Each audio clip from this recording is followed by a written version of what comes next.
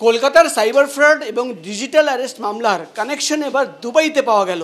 আমরা রয়েছি পোস্তা এলাকায় এবং আমরা দেখতে পাচ্ছি ইডি অফিসাররা পোস্তার এলাকার এই বাড়িতে আজকে সকাল থেকে তল্লাশি অভিযান চালাচ্ছেন।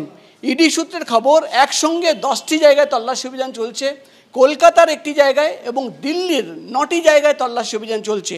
এবং যেটা ইডি সূত্রের খবর, এই বাড়িতে রাহুল সিং এর নামের একজন ব্যক্তি থাকেন। রাহুল সিং তদন্ত করতে গিয়ে তার নাম উঠে আসে এবং তথ্য পাওয়া যায় যে প্রায় 50 থেকে 60খানা ব্যাঙ্ক অ্যাকাউন্ট, মিউল অ্যাকাউন্ট ভাড়া নেওয়া হয়েছিল এবং সেই অ্যাকাউন্টের মাধ্যমে কোটি কোটি টাকা লেনদেন করা হয়েছে, বিদেশে পাঠানো হয়েছে, মূলত দুবাই পাঠানো হয়েছে।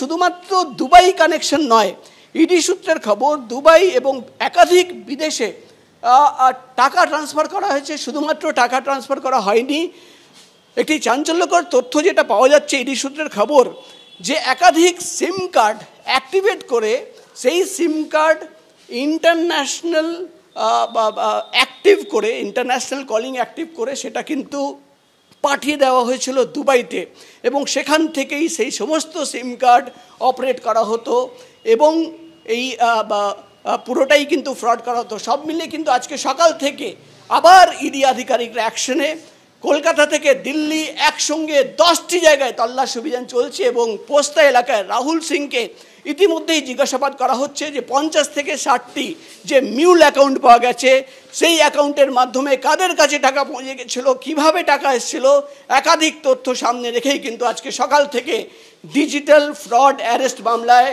ইডির এই তল্লাশি অভিযান।